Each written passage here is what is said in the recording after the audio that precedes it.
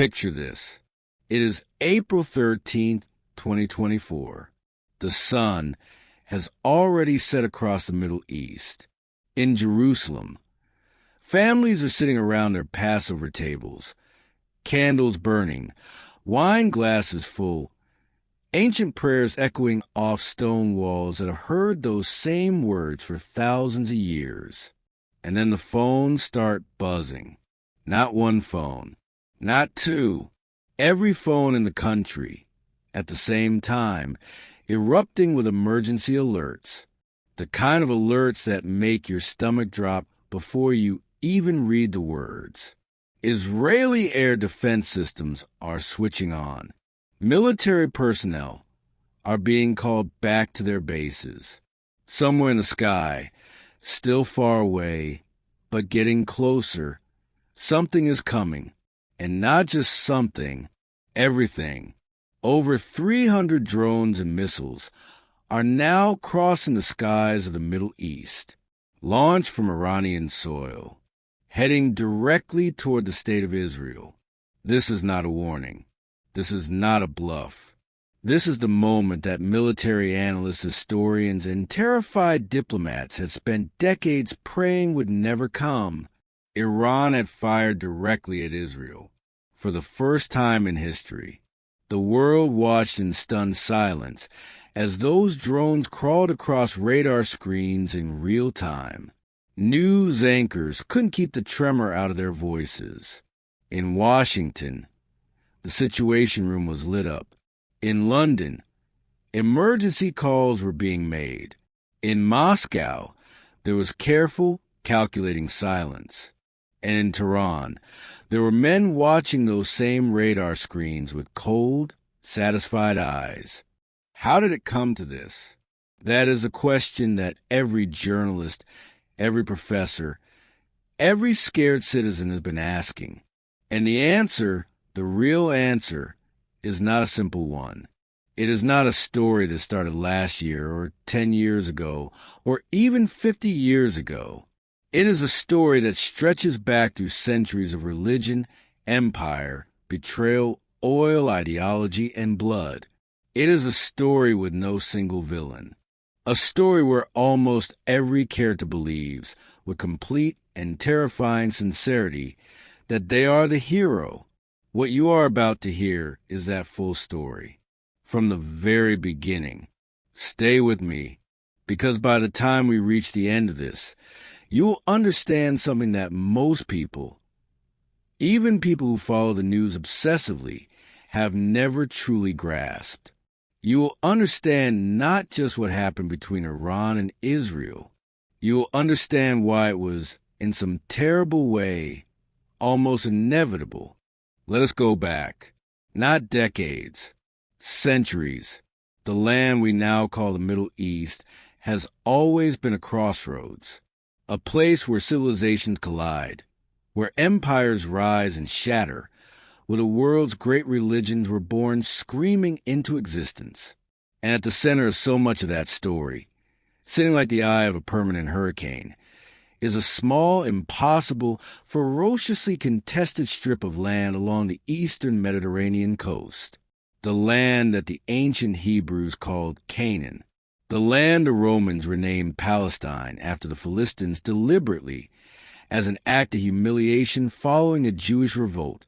The land that would one day become the modern state of Israel. For millennia, Jewish people carried the memory of this land with them wherever they went. Expelled, persecuted, scattered across Europe, the Middle East, North Africa, and beyond. The concept of returning to this land, returning to Zion, became not just a political dream, but a spiritual lifeline, a promise embedded in prayer, woven into the fabric of Jewish identity so deeply that even secular Jews who didn't believe in God still felt its pull. At the same time, this land was not empty. It had never been empty. Arab populations, Muslim, Christian, and other, had been living in Palestine for over 1,000 years. For them, this land was not a distant memory or a theological promise. It was home. It was where their grandparents were buried, where their olive trees grew, where their mosques and churches stood. And then the modern world got involved. The late 1800s saw the birth of Zionism, a political movement launched primarily by secular European Jews, arguing that the only true solution to centuries of persecution was the establishment of a Jewish homeland. Theodor Herzl, the brilliant, haunted Viennese journalist who became Zionism's founding prophet, wrote in his diary in 1895 something chilling in its cold practicality. He imagined the removal of the existing population. He imagined it done quietly, over time, without drama. Now here is where the story gets complicated, because from the Jewish perspective, the urgency was real and it was desperate. Pogroms were sweeping across Eastern Europe. Jews were being murdered, expelled, humiliated, and then came something that made every previous suffering look like a prelude: the Holocaust. 6 million Jewish people systematically exterminated by Nazi Germany. 6 million. Entire communities, entire languages, entire worlds simply erased. By 1945, the argument for a Jewish state was no longer just political. It was existential. It felt to the survivors and to the watching world like a moral obligation. In 1947, the newly formed United Nations proposed a partition plan, splitting Palestine into a Jewish state and an Arab state. Jewish leaders accepted it. Arab leaders rejected it furiously, arguing that it was European guilt being paid for with Arab land. And on May 14, 1948, the day before British forces were scheduled to withdraw, David Ben-Gurion stood in a hall in Tel Aviv and declared the establishment of the State of Israel. The next morning, 5 Arab armies invaded. The war that followed, Israel's War of Independence, or what the Palestinians call the Nakba, the catastrophe, ended with Israel surviving but fundamentally scarred. Hundreds of thousands of Palestinians fled or were expelled from their homes. A wound was opened that has never closed, not in 75 years, not in all the negotiations and wars and ceasefires and Oslo Accords and broken promises and stolen decades that followed. But here's the thing that makes this story so specifically about Iran and Israel.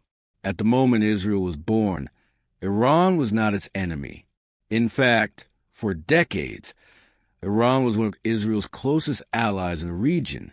This is a part of the story that almost nobody tells. In the 1950s, 1960s, and through most of the 1970s, Israel and Iran had a warm, functional, and deeply strategic relationship. Not just peaceful coexistence. Actual alliance. Think about that. The two countries that now publicly promise each other's destruction were once partners. How? Mohammad Reza Shah Pahlavi, the Shah of Iran, was a modernizing, Western-aligned monarch who ruled Iran with an iron grip and a genuine desire to transform his country into a regional superpower.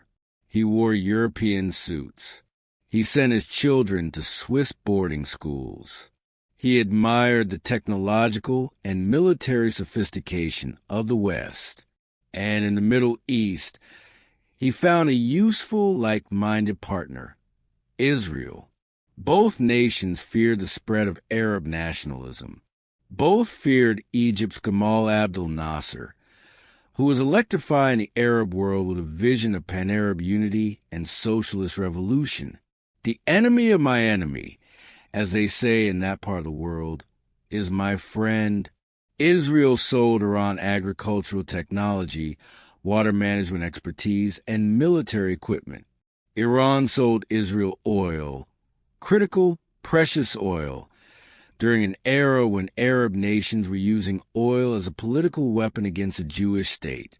Iranian and Israeli intelligence services, SAVAK and Mossad, cooperated on operations. Iranian pilots trained in Israel.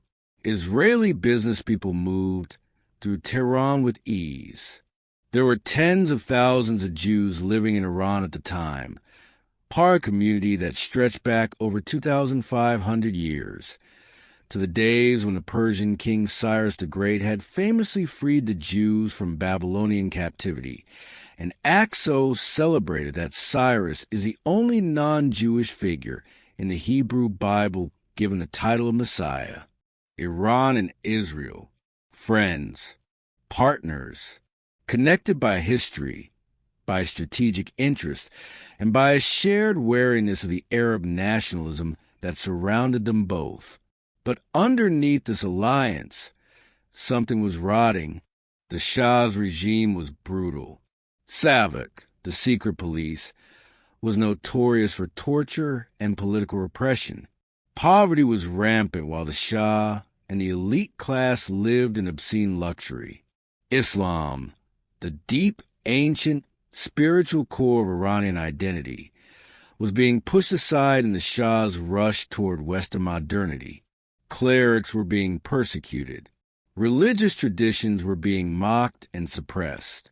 And in a small, austere home in the holy city of Qom, an elderly cleric with fierce black eyebrows and a voice like a thunderstorm was watching all of this with cold, volcanic fury. His name was Ruhollah Khomeini, and he was about to change everything. Khomeini did not simply dislike the Shah. He despised him with the full force of religious conviction. To Khomeini, the Shah was not just a corrupt politician.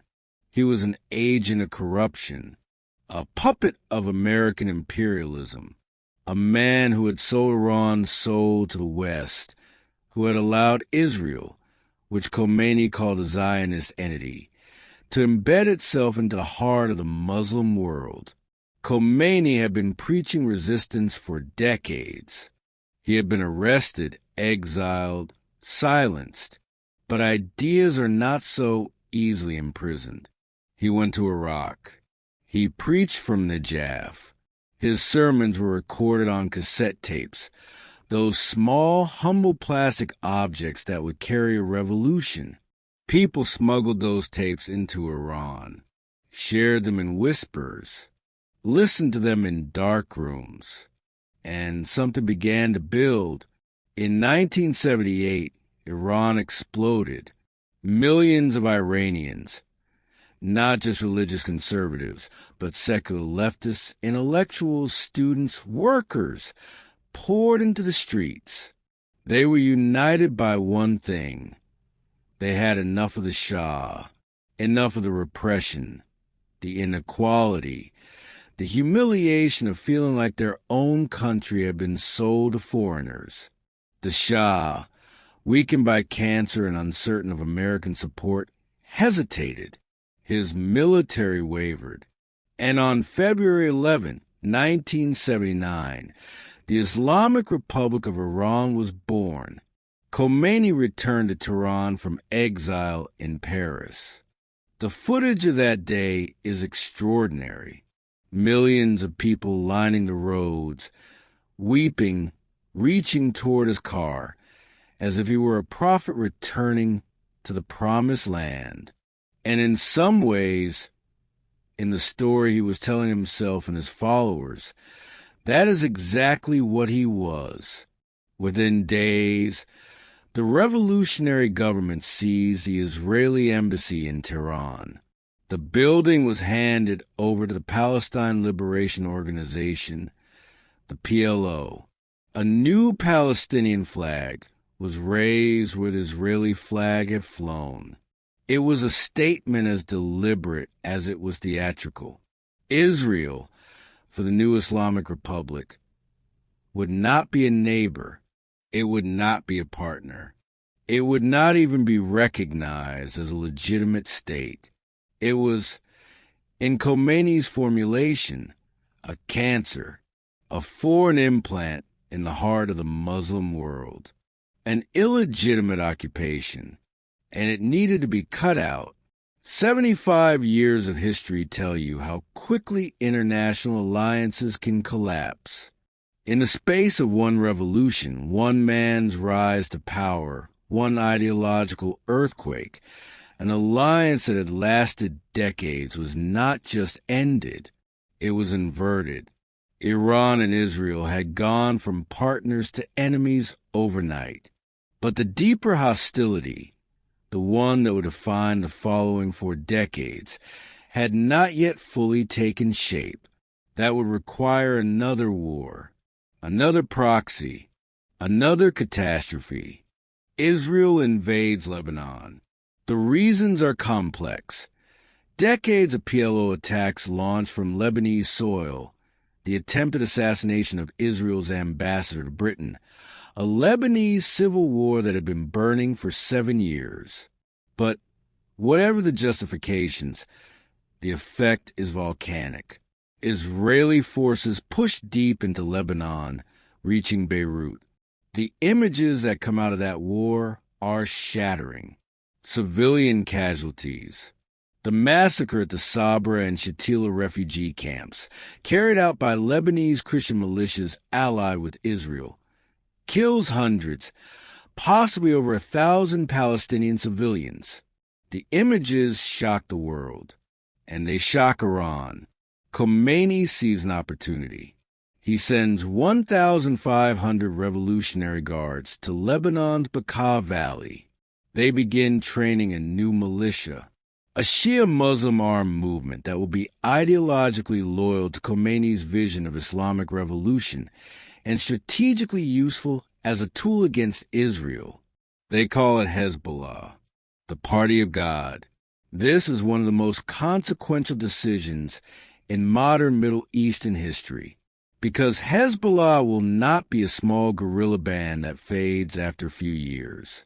It will grow into something far more powerful, a fully armed military force, a political party, a social welfare organization, a state within a state. In southern Lebanon, Hezbollah will build hospitals and schools and roads. It will create loyalty, and all the while it will be armed, funded, and directed by Iran. Israel will fight Hezbollah for the next 4 decades. The two sides will exchange artillery strikes, assassinations, prisoner swaps, full-scale wars.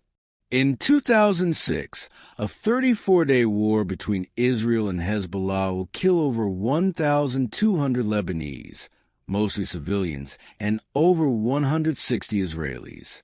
It will end in something close to a draw, remarkable for a guerrilla force fighting one of the region's most advanced military machines. But Hezbollah is just the beginning. Over the following years, Iran will build what it calls the Axis of Resistance, a network of proxy forces spread across the Middle East, each one positioned like a chess piece.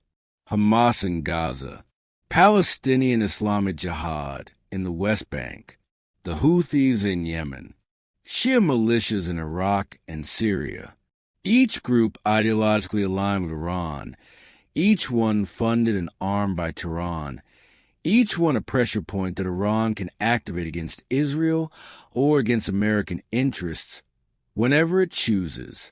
Iran will never have to fire a missile directly at Israel. Not for decades, because it has built an entire ecosystem of forces that can strike for it. This is a strategic genius of Iran's approach. And it is also the thing that makes Israel profoundly, existentially terrified. Because how do you fight a shadow? Now we arrive at the centerpiece of the modern conflict, the issue that overshadows everything else. The reason that, in diplomatic backrooms, Israeli officials sometimes speak in terms that sound almost apocalyptic. Iran's nuclear program. Iran insists, and has insisted for decades, that its nuclear program is entirely peaceful.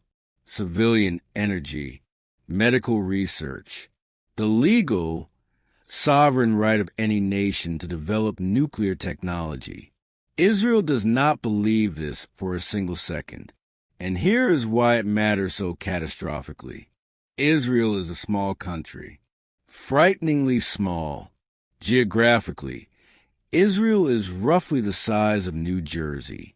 Its population centers, Tel Aviv, Jerusalem, Haifa, are clustered together in a coastal strip that could be devastated by a small number of nuclear weapons. Israeli military planners have a phrase for this vulnerability: the Samson option. The idea that if Israel were ever facing destruction, it would bring down everything around it. But there is something even more fundamental at play. Israel is the only Jewish state in the world. The founding logic of Israel, the entire reason for its existence, is to be a refuge, a place where Jewish people can never again be at the mercy of hostile governments, hostile majorities, hostile history. The Holocaust is not ancient history to Israeli policymakers. It happened within living memory. Several of Israel's founding generation were themselves survivors or the children of survivors.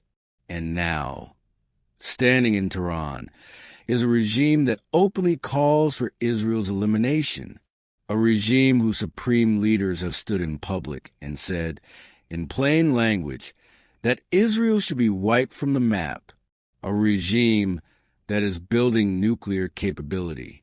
From Israel's perspective, this is not a political disagreement. This is an existential threat. This is the nightmare that the entire state was founded to prevent, materializing in real time. So what does Israel do? It does what it has always done when faced with existential threats. It acts unilaterally, decisively, before asking permission. In 1981, Israeli jets destroyed Iraq's Osirak nuclear reactor before it could become operational. The world condemned them. The world was wrong and later admitted it. In 2007, Israeli jets destroyed a suspected nuclear facility in Syria in near total secrecy. No announcement, no permission sought from anyone. And against Iran, the operations have been more covert, more sustained, and more audacious than anything Israel has ever done before. Mossad, Israel's legendary foreign intelligence service, launched what can only be described as a shadow war against Iran's nuclear program. Nuclear scientists assassinated in the streets of Tehran, motorcyclists pulling alongside cars at red lights, the explosive detonating, the scientist dead, the motorcycle gone. At least 5 Iranian nuclear scientists were killed between 2010 and 2020 in operations so precise and so brazen that they carried a clear message from Israel to Tehran. We know who you are. We know where you live. We can reach you anywhere. Then, in 2010, something unprecedented happened. A cyber weapon, one that American and Israeli intelligence agencies had secretly developed together, wormed its way into the software controlling Iran's uranium enrichment centrifuges at the Natanz facility. The worm, which the world would later know as Stuxnet, caused the centrifuges to spin themselves to destruction. Hundreds of centrifuges destroyed. Iran's program set back by years. And the Iranians had no idea what was happening until much of the damage was already done. It was the world's first true act of cyber warfare, and it was aimed directly at Iran's nuclear heart. Iran's response was not to back down. It was to accelerate, to dig deeper underground, to disperse its facilities, to harden its infrastructure, and to promise, in increasingly explicit language, that it would not forget. The shadow war was intensifying, and sooner or later, shadows become something real. You cannot tell this story without talking about America, because America is never far from the center of this conflict. It is the silent architect of much of what you see, the country that, for better and for worse, has had its hand on the scales of the Middle East for over 70 years. After World War II, the United States emerged as the dominant global power, and the Middle East, with its vast oceans of oil, its strategic waterways, its proximity to the Soviet Union, was too important to ignore. American policy in the region became defined by two core interests: keeping the oil flowing and keeping the Soviets out. In Iran, this led to one of the most consequential decisions in American Cold War history. In 1953, the democratically elected Prime Minister of Iran, Mohammad Mossad, nationalized the Iranian oil industry. He wanted Iranian oil to benefit Iranians, not British and American companies. The British and Americans were furious. The CIA, in cooperation with British intelligence, organized a coup. Mossad was overthrown. The Shah was reinstated. For many Iranians, 1953 is not ancient history. It is the original sin, the moment when they were robbed of their democracy by foreign powers who cared more about oil than about Iranian self-determination. When Khomeini and the revolutionaries of 1979 talked about American imperialism, they were not speaking in abstractions. They were speaking about 1953. They were speaking about a wound that had never healed. After the revolution, Iran and America became sworn enemies. The 1979 hostage crisis, when revolutionary students seized the American embassy in Tehran and held 52 American diplomats for 444 days, burned itself into the American national psyche. For an entire generation of Americans, Iran became synonymous with hostility, humiliation, and fanaticism. America slapped Iran with sanctions, crippling, comprehensive, economic sanctions that have strangled the Iranian economy for decades. At various points, these sanctions have caused the Iranian currency to collapse, inflation to spiral into the hundreds of percent, ordinary Iranians to struggle to afford medicine, food, and basic necessities. Iran responded by blaming America and its ally Israel for every piece of suffering, which was sometimes true and sometimes convenient propaganda, often both. And America protected Israel, vetoed UN resolutions condemning Israeli actions, supplied Israel with billions of dollars in military aid every single year, provided Israel with diplomatic cover, intelligence support, and the implicit security guarantee of American military backing. From Iran's perspective, Israel and America are not two separate actors. They are one entity. Israel is America's forward base. America is Israel's protector. They are, in the Iranian worldview, the great Satan and the little Satan, two manifestations of the same imperial project.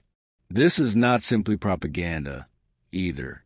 America's unconditional support for Israel has genuinely shaped what Israel can do and get away with in the region. There's a reason that Israeli settlements in the West Bank continue to expand despite being illegal under international law. There's a reason that Israeli military actions in Gaza have continued despite the enormous civilian death tolls. Because Washington has consistently refused to apply real pressure. And there's a reason that Iran has been able to portray itself as the champion of the Palestinian cause, the defender of the oppressed, the resistance against imperialism, because the alternative, America and Israel, has given Iran a target rich enough to build an entire ideology around. The American Wildcard cuts both ways. It has protected Israel from existential threats, but it has also fueled the furnace of Iranian antagonism in ways that no amount of diplomacy has ever fully cooled. We need to talk about October 7th, 2023, because you cannot understand April 2024 You cannot understand the moment Iran launched over 300 drones and missiles at Israel without first understanding the horror of what came before it. October 7th, 2023 began as a Saturday morning. Shabbat, the Jewish day of rest. In the communities of southern Israel, the kibbutzim near the Gaza fence, the towns of Sderot and Ashkelon, the young people gathered at the Nova Music Festival in the open desert. The day began as days are supposed to begin, quietly, with coffee, with the soft sounds of morning. And then, at 6:29 in the morning, the world came apart. Hamas, the Palestinian militant organization that has governed Gaza since 2007, and which is supported, armed, and funded by Iran, launched the largest and most devastating attack on Israeli civilians since the founding of the state. Over 3,000 Hamas fighters, many of them riding on motorcycles and paragliders, breached the supposedly impenetrable Gaza fence at over 30 locations simultaneously. What followed in the next several hours was something that survivors will spend their entire lives trying to describe, and therapists will spend decades trying to help them process. The attack on the Nova Music Festival, where over 300 young people were massacred while trying to flee.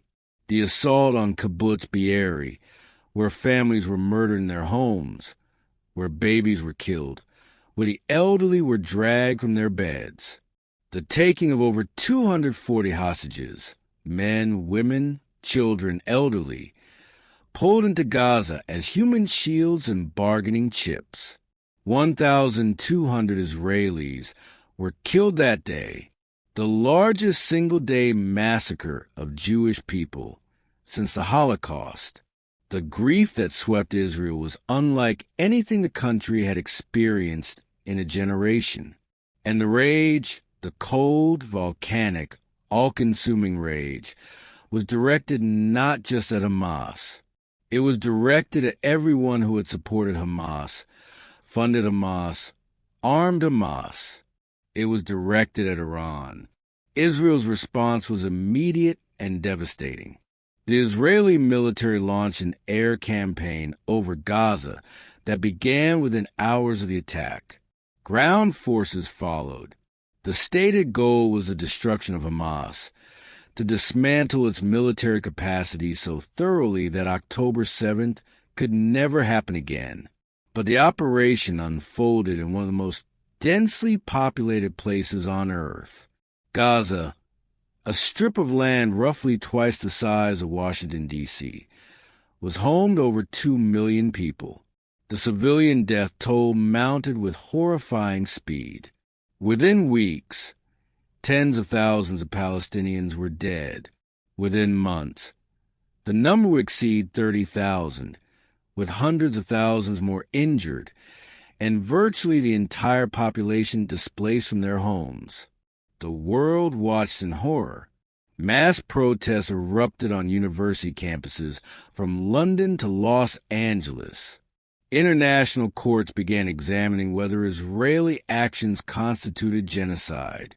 Western governments that had initially offered unconditional support began, one by one, to qualify their positions. And in Tehran, the men who ran the Islamic Republic watched everything unfold with intense, calculating eyes. Iran claimed it had not known about October 7th in advance, a claim that was broadly believed by intelligence analysts who noted that an operation of that scale likely would have been kept compartmentalized even from Hamas's patrons. But Iran's fingerprints were on the weapons, the training, the money that had made the attack possible. And now, as Israel pounded Gaza, a new front was opening. Hezbollah, Iran's most powerful proxy, began firing rockets and anti-tank missiles into northern Israel daily. Over 100,000 Israelis were evacuated from their homes in the north. The threat of a full-scale second front was real and terrifying. The Houthis in Yemen began firing missiles and drones at Israeli shipping in the Red Sea, and occasionally directly at Israel itself. One drone struck Eilat. Another was intercepted over Tel Aviv. Iran was tightening the ring, slowly, carefully, but unmistakably. And then came the moment that changed the calculation entirely. April 1st, 2024. April Fool's Day. Except nobody was laughing. An Israeli airstrike hit a building in Damascus, Syria. Not just any building. The Iranian consulate, a diplomatic facility, technically sovereign Iranian territory under international law. 7 people were killed. Among them were 2 senior commanders of the Islamic Revolutionary Guard Corps' Quds Force, Iran's elite unit responsible for extraterritorial operations, for managing the proxy networks, for directing the axis of resistance. One of them, Brigadier General Mohammad Reza Zahedi, was one of the most senior IRGC figures to be killed by Israel in years. Israel did not confirm the strike. Israel never confirms these things officially. But nobody was fooled. Iran was immediately, incandescently furious. This was not just another assassination. This was an attack on sovereign Iranian diplomatic territory. Under international law, a consulate is protected. It is as serious as attacking the country itself. Iran's supreme leader, Ali Khamenei, appeared on state television and said something he had said many times before in varying forms. But this time, people believed he meant it. Iran would respond. The days that followed were some of the most tense in the region in decades. American warships moved into position. Israel's air defenses were placed on the highest alert. Intelligence agencies around the world were monitoring every available channel, trying to intercept the how and the when and the where. Jordan began tracking radar signatures. Saudi Arabia quietly shared intelligence. American forces were in constant contact with Israeli counterparts. And then, 13 days later, on the night of April 13th, the sky over the Middle East turned into something out of a nightmare. Iran launched over 170 drones, over 120 ballistic missiles, over 30 cruise missiles, all aimed at Israel, all launched simultaneously from multiple directions in a deliberately overwhelming swarm designed to saturate Israeli defenses. It was the largest single ballistic attack in history, aimed at a single country in a single night. The world held its breath. Here is what happened next, and you need to understand why it is so extraordinary. Over 99% of Iran's missiles and drones were intercepted, not by Israel alone, by a coalition that assembled in real time, under fire, in the dark, like nothing the modern world had ever seen. Israel's own multi-layered air defense system, the Iron Dome, the Arrow system, the David Sling, engaged hundreds of incoming projectiles simultaneously. Israeli fighter jets scrambled and began shooting down drones over Jordanian airspace, over Saudi airspace, over the Red Sea, American destroyers in the Mediterranean, and Red Sea fired dozens of interceptor missiles. British and French jets operating out of bases in the region shot down additional targets. Jordan, officially neutral, quietly alarmed, allowed coalition aircraft to operate in its airspace and reportedly contributed directly to interceptions. It was, in the truest sense, an international coalition assembled in a single night. The defense held. One Israeli girl, a 7-year-old Bedouin child from a village in the Negev desert, was critically injured by shrapnel from a fragment that got through. She was the only significant Israeli casualty. One child, in a night when 300 weapons of war flew toward a country. The numbers were staggering. The cooperation was unprecedented. And in the morning, when the smoke cleared and the radar screen showed empty sky, the world found itself facing a new, bewildering question. What happens now? Iran had crossed its own red line. It had fired directly at Israel. And Israel had survived, not because of luck, but because of the most sophisticated air defense architecture in the world, backed by the most powerful alliance in history. Israel's war cabinet met through the night and into the morning. The Hawks wanted immediate, massive retaliation. Strike Iran. Strike its nuclear facilities. Strike its military command. Show Iran that there is a price for direct attack.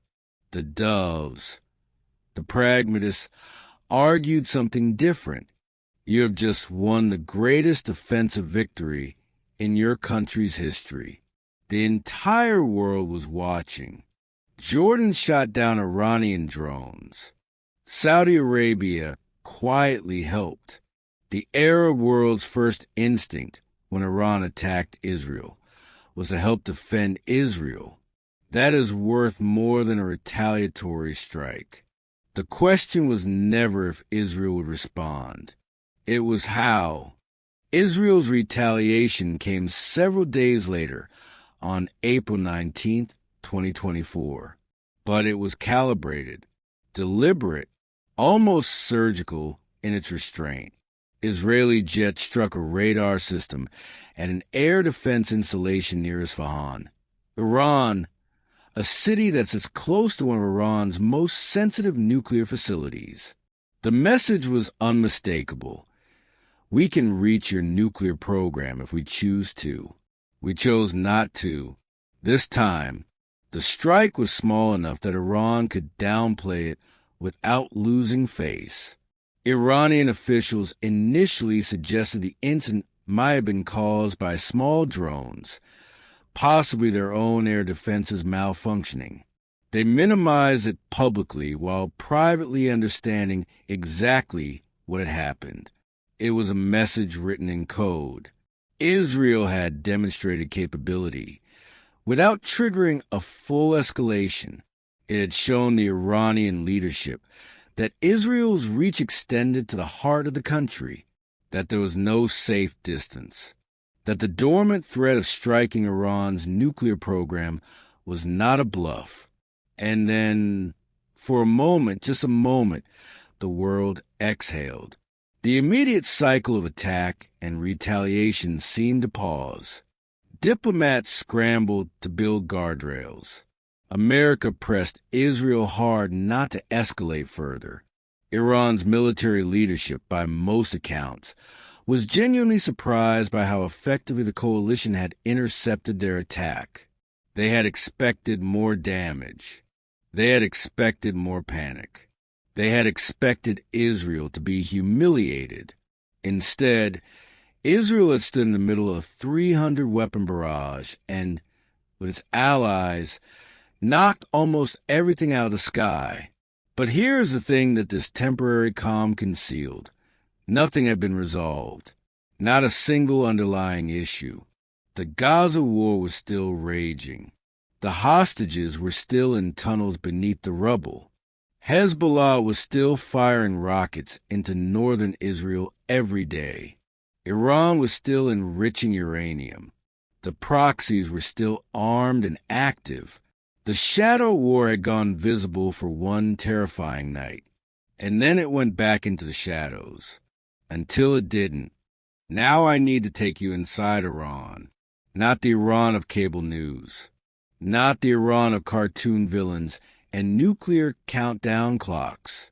The real Iran, the complicated, ancient, deeply human Iran that you need to understand if you want to understand why this conflict continues no matter what. Iran is one of the oldest civilizations on Earth. Persian culture stretches back thousands of years to the Achaemenid Empire of Cyrus and Darius, to the poets Rumi and Hafez, to mathematicians and astronomers who were doing things the Western world wouldn't catch up to for centuries. Iranian people are extraordinarily educated, culturally sophisticated, and, this is important, deeply ambivalent about their own government. Survey after survey of Iranian public opinion suggests that ordinary Iranians are not consumed by hatred of Israel or of Jewish people. Many are privately sympathetic to the suffering on both sides. Young Iranians, in particular, are often intensely secular, fed up with the religious establishment that has controlled their lives since 1979, and eager for the kind of open society the Islamic Republic has always denied them. But the Islamic Republic's ideology, the political theology that Khomeini constructed and his successors have maintained, is a different creature entirely.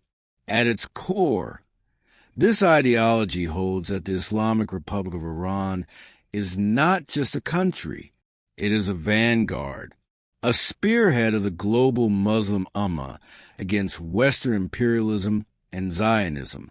Khomeini's concept of Vilayat-e-Faqih, the guardianship of the Islamic jurist, holds that political power must be in the hands of religious scholars until the return of the hidden Imam, the Mahdi, who in Shia eschatology will come at the end of times to establish justice on earth.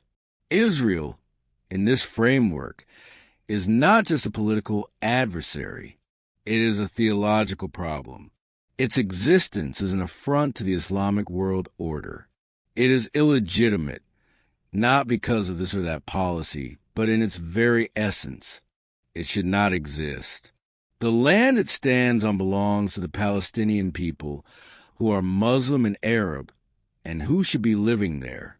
Every missile Iran fires at Israel, every dollar it sends to Hamas or Hezbollah, every speech its leaders give about wiping Israel off the map, all of it is embedded in this ideological context. It is not just strategy, it is belief. It is, for the men at the top of the Islamic Republic, genuinely righteous. And this is what makes it so dangerous. You can negotiate with an adversary who wants something you can give. You can reach an agreement with someone who has interests that can be balanced.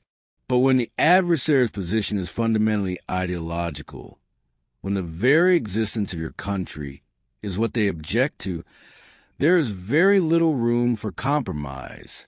Iran has, at various points, suggested that its hostility could be managed, that if the Palestinian issue were resolved, if a Palestinian state were created with real sovereignty, real borders, real dignity, the basis for confrontation would diminish.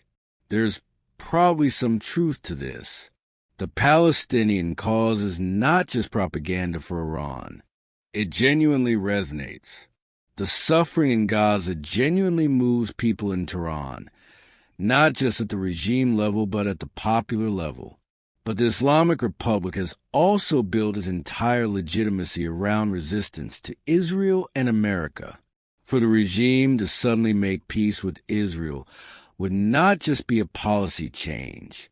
It would be a kind of ideological suicide.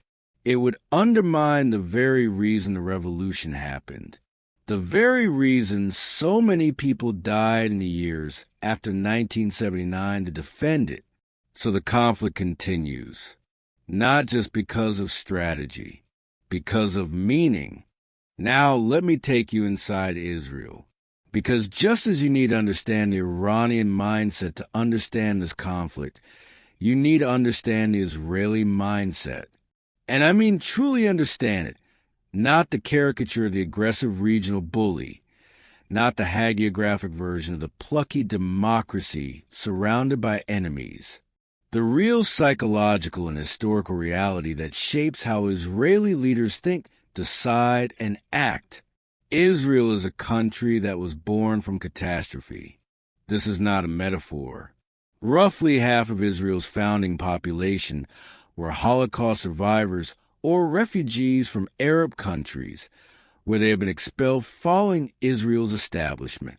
The people who built Israel did so with the fresh memory of a genocide.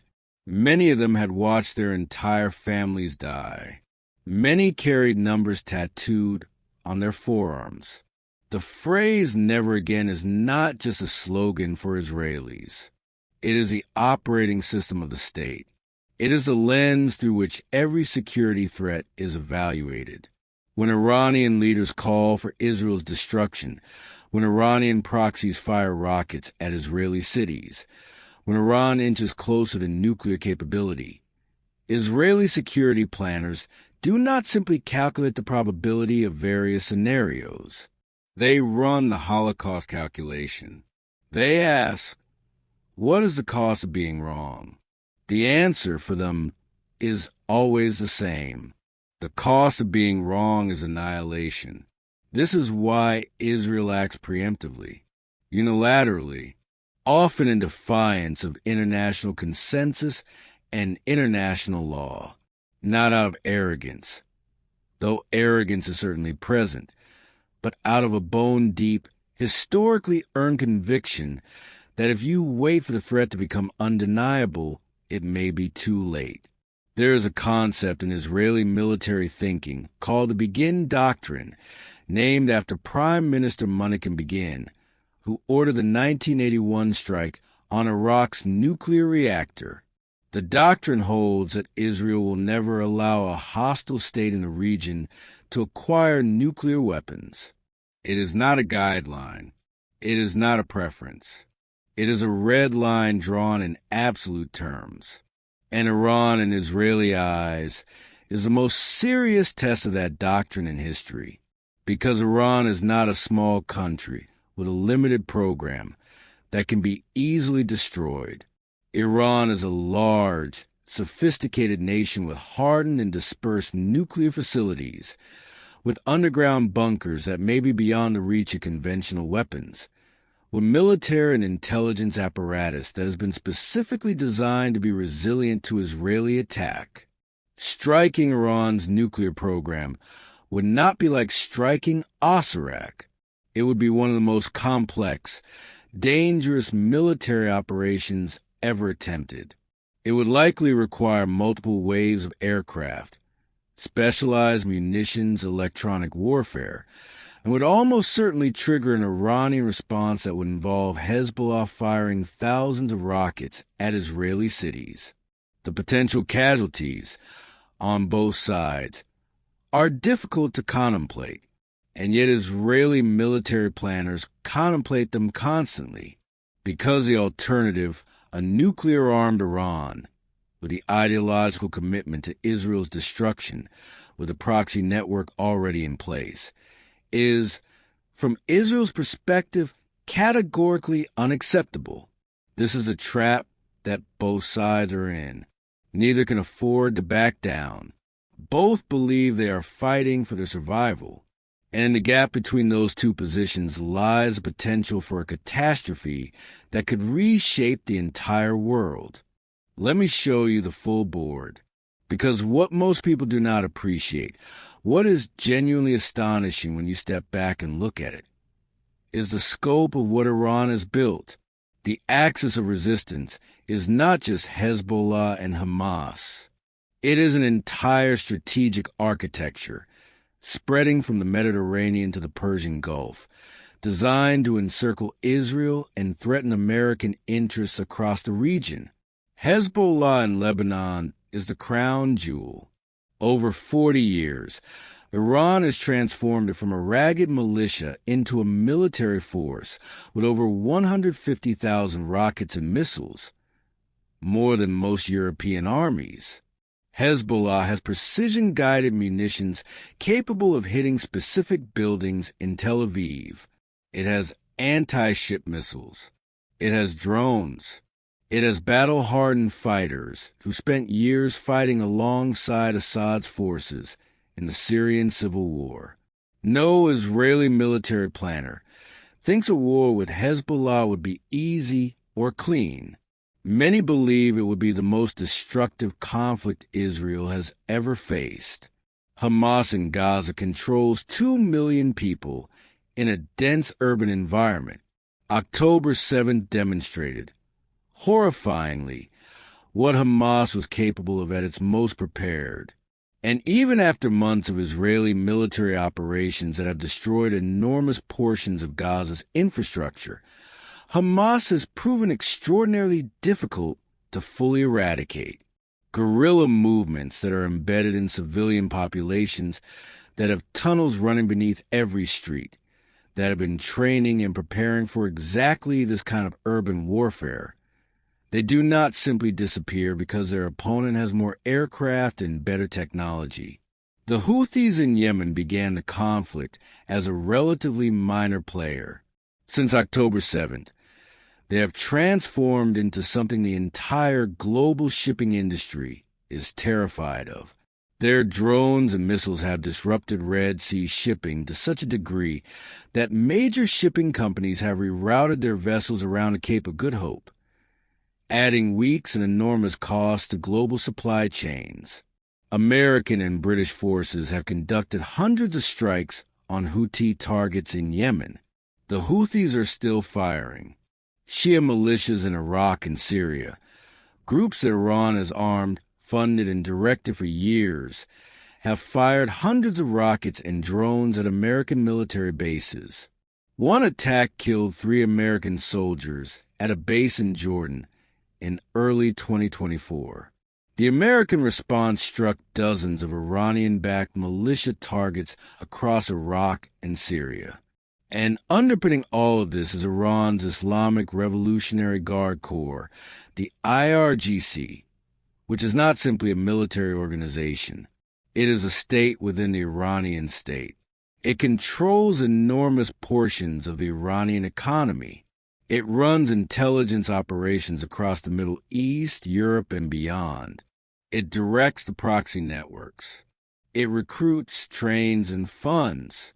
And it answers directly to the supreme leader. This is what Israel is facing. Not a single enemy. A network, a web, a system that is specifically designed to survive partial destruction, to regenerate, to keep pressure on Israel from multiple directions simultaneously. The military term for this is a multi-front threat. The human term is, it keeps you awake at night. Now, let us zoom out even further, because this conflict is not just about Iran and Israel. It has never been just about them. The Middle East sits atop roughly half of the world's proven oil reserves. The Persian Gulf, the narrow body of water bordered by Iran, Saudi Arabia, Kuwait, Iraq, the UAE, Qatar, Bahrain, and Oman, carries somewhere between a fifth and a third of the world's oil supply to the Strait of Hormuz every single day. This is the choke point of the global economy, a waterway barely 20 miles wide at its narrowest point. Iran sits on one side of it, and Iran has made clear repeatedly that in the event of major conflict, it could and would attempt to close the strait. The economic consequences of a closed Strait of Hormuz are almost impossible to calculate. Oil prices would spike catastrophically. Supply chains would rupture. Recessions would follow in country after country. The global economy, already fragile from years of pandemic, inflation, and geopolitical stress, could tip into something very dark. This is why the United States maintains such an enormous military presence in the region. Fifth Fleet headquarters in Bahrain. Massive air bases in Qatar, the UAE, Kuwait. Aircraft carrier strike groups patrolling the Persian Gulf and the Red Sea. All of it is ultimately about the oil and the strait. And this is why great powers have such a profound stake in what happens between Iran and Israel. China has quietly become Iran's largest trading partner, buying Iranian oil at a discount and providing Iran with economic lifelines that help it withstand American sanctions. China does not want a Middle East war. It would disrupt the energy supplies it depends on and the trade routes it is trying to build through its Belt and Road Initiative. But China also does not want to stop Iran, because a Middle East in perpetual tension is a Middle East that keeps America distracted and tied down, which suits Chinese strategic interests perfectly. Russia, since its invasion of Ukraine in 2022, has developed a new and troubling relationship with Iran. Iran has supplied Russia with Shahid drones, the same category of drone it launched at Israel in April 2024, which Russia has used to devastate Ukrainian cities and power infrastructure. In return, Russia has provided Iran with military technology and diplomatic protection. Russia, like China, benefits from an America stretched thin across multiple crises. Meanwhile, a strange, quiet realignment has been occurring in the Arab world. Saudi Arabia, the UAE, Bahrain, and other Sunni Arab states have their own profound fear of Iran, a Shia power whose revolutionary ideology threatens their monarchies as much as it threatens Israel. This shared fear helped produce the Abraham Accords of 2020, in which several Arab states normalized relations with Israel, and it produced the extraordinary sight of Arab air defenses cooperating with Israel on the night of April 13, 2024. The old Arab solidarity against Israel is fractured. The Palestinian cause still commands popular sympathy across the Arab world, but governments in Riyadh and Abu Dhabi are less concerned about Palestinians and more concerned about Iran. They see Israel as a potential partner in containment. It is a remarkable inversion of the geopolitics of the 20th century, and it is in part a product of October 7th, which ironically strengthened the case for Arab-Israeli security cooperation even as inflamed Palestinian suffering. The board keeps shifting. The players keep moving. And somewhere in the middle of all this great power maneuvering, ordinary people, Israeli families, Palestinian families, Lebanese families, Iranian families, pay the price with their lives. I want to stop the geopolitics for a moment.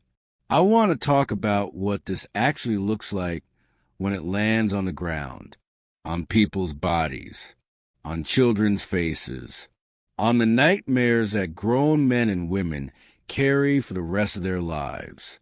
In Gaza, a young doctor named Mahmoud, I'm not using his real name, spent months working in Al-Shifa Hospital after October 7th, operating on patients with no electricity, with dwindling supplies, with Israeli forces sometimes just outside the door. He has described performing surgery by the light of cell phones. He has described children with burns covering 80% of their bodies. He has described making decisions that no human being should have to make. Who gets the last of the morphine? Who gets the operating table? Who you have to leave? In Kibbutz Be'eri, a woman named Noah lost her husband, her neighbors, and her sense of safety in a single morning. She has spent months in therapy and says she cannot watch her children sleep without imagining something terrible happening to them. She says she used to believe that peace was possible. She is not sure she believes that anymore. In Beirut, a young woman who grew up during the 2006 war is now watching from her apartment balcony as the sounds of airstrikes to the south become a regular feature of her nights. She remembers her mother pushing her under a bed in 2006. Now she is the mother. Now she is the one whispering to her own child that it will be okay when she is not sure that it will.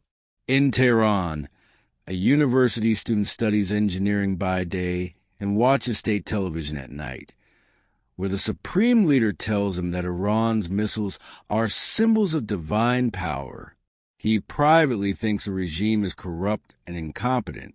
He privately dreams of visiting Europe, of living somewhere the government doesn't tell him what music to listen to or what God to pray to. He is not the face of the Islamic Republic. He is Iran.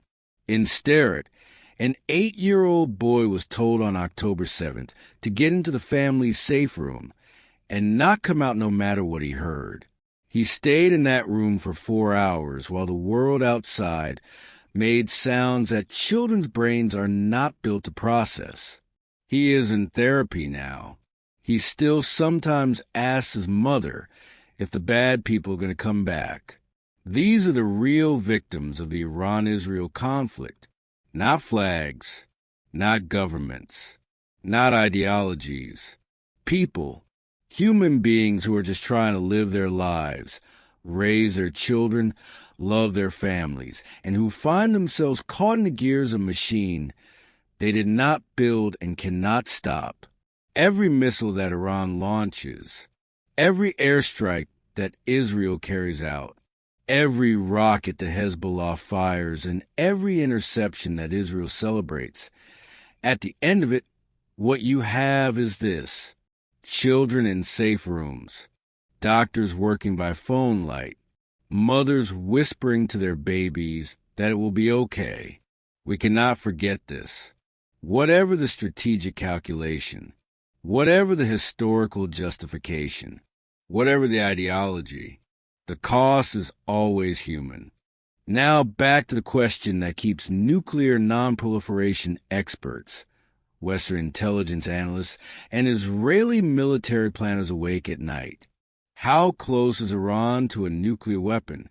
The honest answer is closer than the world has ever been comfortable with. By 2024, Iranian nuclear officials confirmed, and international inspectors reluctantly verified, that Iran had enriched uranium to 60% purity. Weapons-grade uranium requires enrichment to 90%. The gap between 60 and 90% is significant, but it is not enormous. Given Iran's centrifuge capacity and existing stockpile of enriched uranium, analysts have estimated that Iran could theoretically achieve weapons-grade material in as little as 1 to 2 weeks, if it made the political decision to do so. That is called the breakout time. 1 to 2 weeks. Compare that to a decade ago, when Iran's breakout time was estimated at about a year. The 2015 Joint Comprehensive Plan of Action, the nuclear deal negotiated by Obama, had pushed that timeline back substantially. Iran agreed to significant limits on its enrichment activities and to intrusive international inspections. Then, in 2018, Donald Trump unilaterally withdrew the United States from the deal. He called it the worst deal ever negotiated. He reimposed sanctions, and Iran, freed from the constraints it had accepted in exchange for sanctions relief that never fully materialized, began expanding its nuclear program aggressively. By the time Biden's administration tried to negotiate a return to the deal, the gaps had grown too wide. Iran wanted guarantees that the next American president wouldn't just walk away again. America wasn't willing to give those guarantees. The diplomacy stalled. Now we're at a crossroads. Iran technically has the capability, in terms of fissile material, to build a bomb relatively quickly. What it lacks, and what the intelligence agencies say it does not yet have, is a weaponization program, the device itself, the miniaturization to put a nuclear warhead on a missile, the testing that would confirm it works. But here is the terrifying part.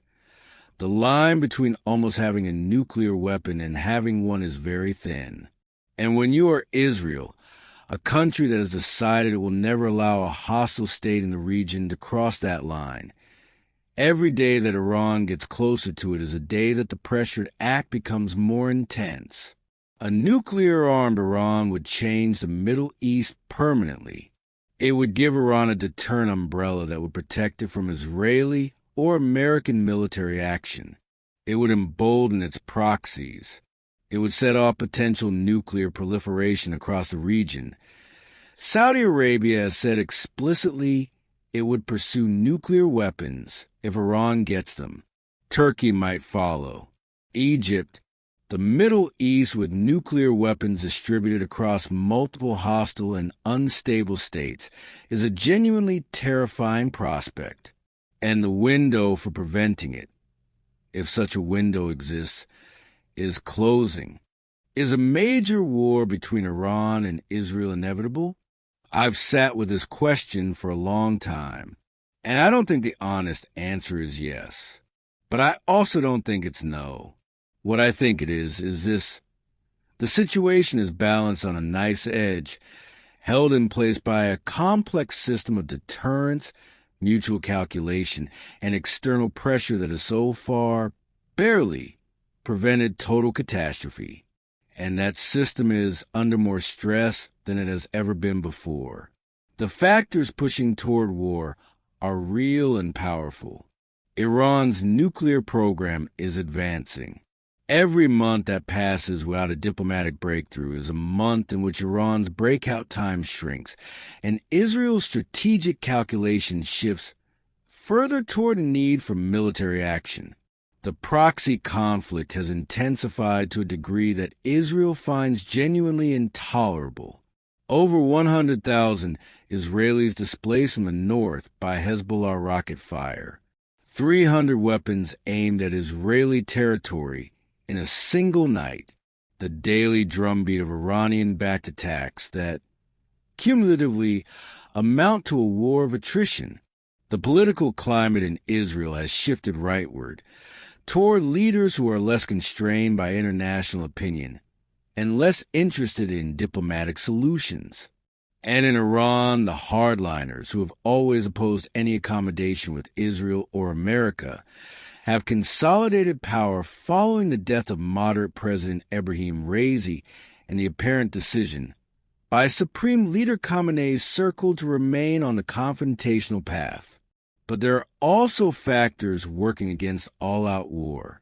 Both sides understand at some level that a full-scale conflict between Iran and Israel would be catastrophic for both of them. Israel's cities would face an onslaught from Hezbollah that its air defenses, however formidable, would struggle to fully contain. Iranian infrastructure, oil refineries, power grids, nuclear facilities would be devastated by Israeli and potentially American strikes.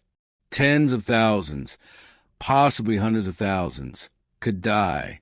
Neither Israel nor Iran, whatever they say in public, actually wants that war if it can be avoided. The shadow war, the assassinations and cyber attacks and proxy skirmishes, is terrible, but it is manageable. It is survivable. A full war is something else entirely. There is also the question of America, an American administration that genuinely committed to preventing war, that invested real diplomatic capital and military credibility in building a new security architecture, something like what Nixon did with China in 1972, could potentially create the conditions for a de-escalation. This has not happened. It may happen. The path is narrow, but it is not yet closed. And there is the question of the Iranian people. The Islamic Republic faces a legitimacy crisis at home. The 2022 protest movement, triggered by the death of Mossad, showed that millions of Iranians, particularly young women, are willing to risk their lives to demand a different future. The regime's response was brutal suppression, but the underlying discontent is not gone. A regime that is fighting for survival at home may be less willing to risk a catastrophic war abroad, or it may decide that external conflict is the best way to rally nationalism and distract from domestic crisis. History offers examples of both.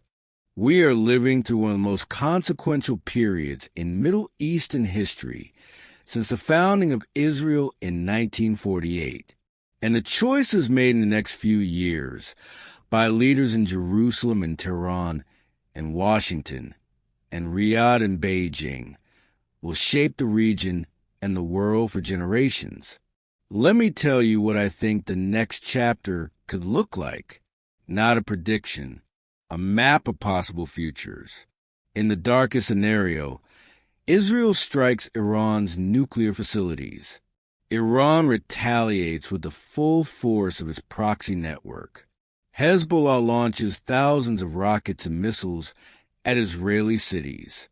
Israel strikes back into Lebanon with a ferocity that makes 2006 look minor. Civilians die in their tens of thousands. The global economy shakes. Oil prices spike. America is drawn in. The region erupts. This scenario is not inevitable, but it is possible, and the probability is higher than it has been at any point in the last 20 years. In a more hopeful scenario, a combination of diplomacy, perhaps involving back-channel negotiations through Oman, which has historically served as a quiet mediator, and calculated restraint from both sides produces a de facto understanding.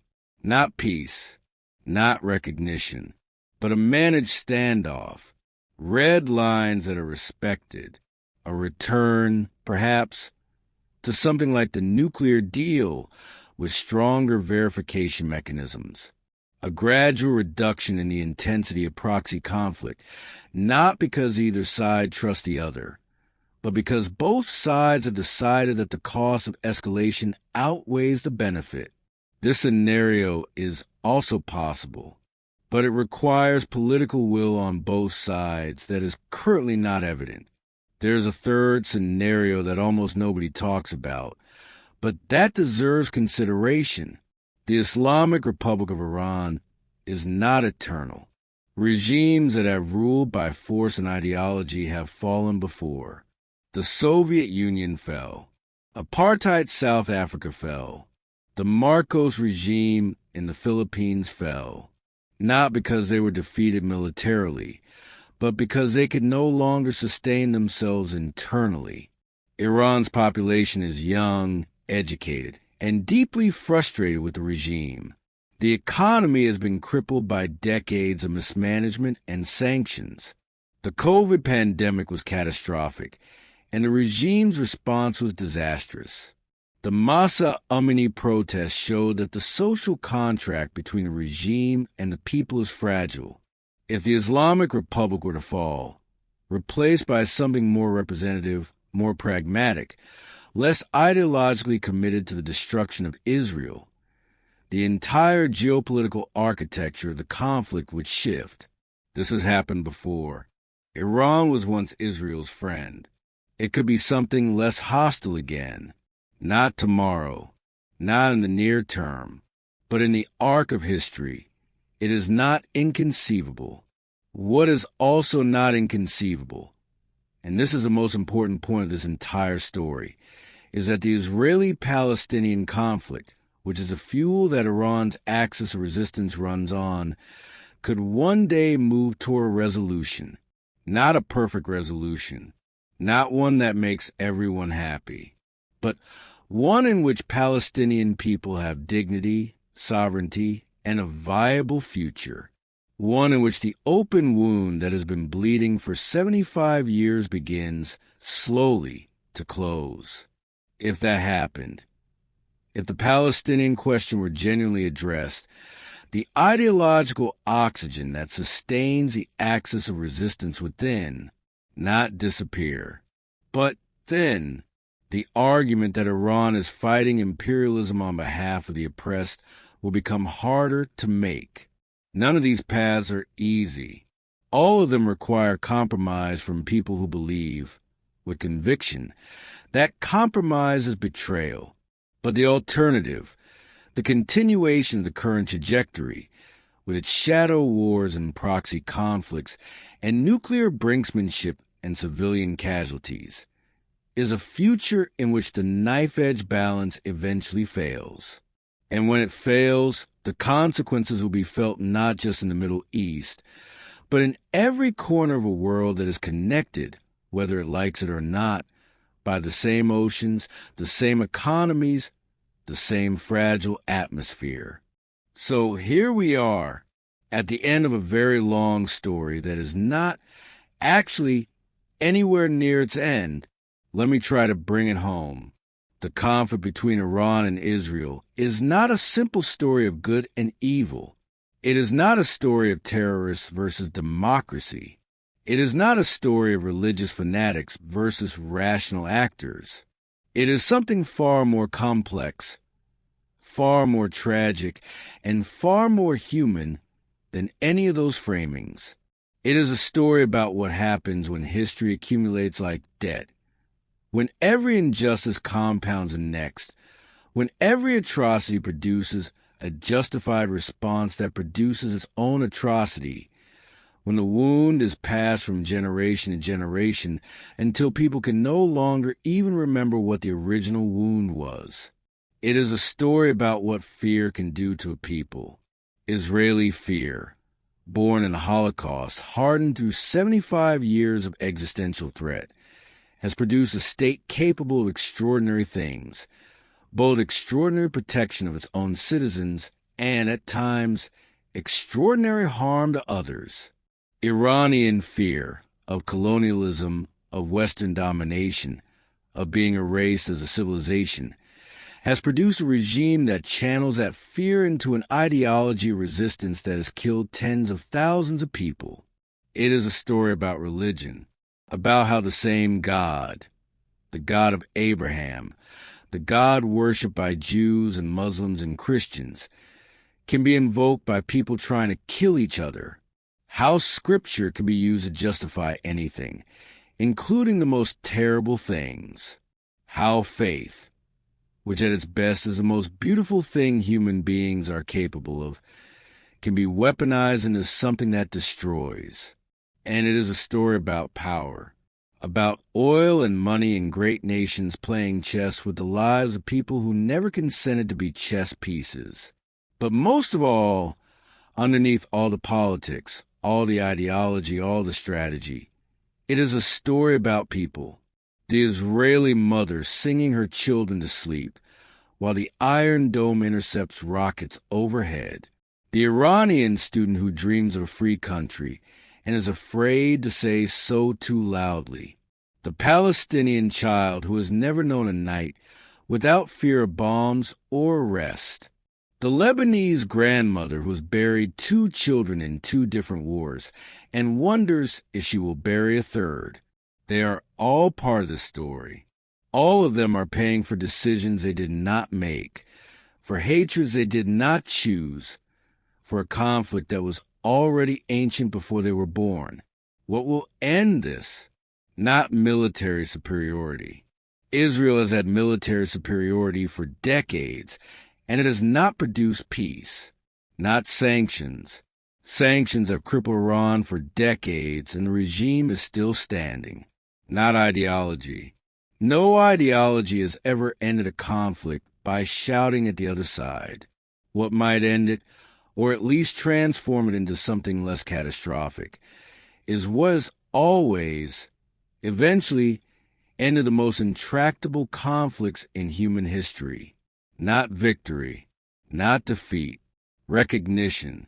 The recognition that the other side's suffering is real, that the other side's fear is legitimate, that the other side's humanity is not less than your own. This sounds naive, I know. When you are talking about men in command centers launching 300 weapons at a populated country, naivete feels like a luxury. When you are talking about a regime that has threatened genocide, naivete feels like complicity. But here's what I know from the history I have just walked you through. Every time the people of this region were given a chance to recognize each other's humanity, something miraculous became possible. Anwar Sadat flew to Jerusalem and spoke to the Israeli parliament.